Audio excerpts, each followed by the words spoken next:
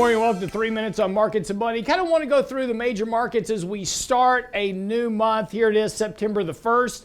And look, S&P posting 55 new highs this year so far already, well on pace to set a new all-time record of new highs in a single year. So again, that's still very much a possibility at this point if we don't have a correction. Market still running right along this kind of 50-day moving average. Again, just this continual grind higher here, 7 positive months in a row. That's something that only has occurred about 4 times historically. So again, doesn't happen very often, but here you go. Just past 7 months positive in a row. Jumping over to the NASDAQ, still kind of a very much the same type of look here. Low volume advance as expected. Markets, pushing higher here as well. Again, kind of very similar. Tacking along this 50-day moving average, just rising higher with the rest of the market. Facebook, Apple, Netflix, Google, Amazon, those stocks really driving the vast majority of the market.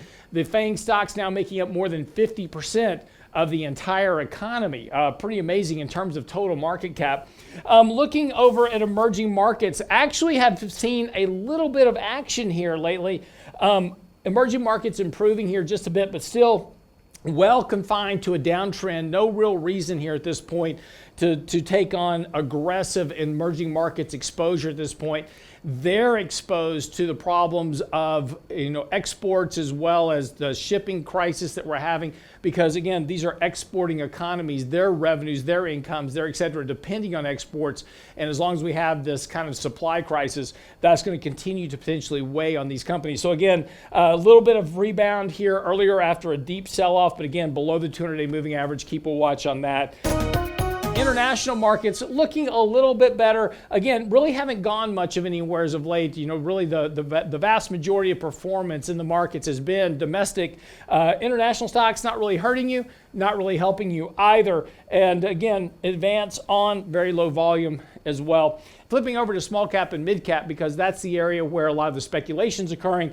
Again, small cap not doing much this year at all. After a big advance last year, not much here. The 200-day moving average now kind of catching up with small cap stocks. So that's giving a good level of support, not too far below the small cap index. On a buy signal currently, but again, very, very weak volume across the board. Mid caps look a little bit better, but not much. Again, mid caps also not doing much here. Above their 50-day, 20-day moving averages. Again, the 200-day moving average catching up after this long consolidation here. On a buy signal currently with very weak volume. Again, if you take a look at where money's allocated, this has been a very narrow market, very weak breadth overall. Primarily, investors are crowding into the major FAANG stocks, in particular, mega cap, high liquidity stocks. That is going to potentially just kind of be a safe haven play because there's so much uncertainty about what's going to happen in the markets over the next couple of months, and liquidity is a real issue. I'm your host, Lance Roberts, for 3 Minutes on Markets and Money. We'll see you tomorrow.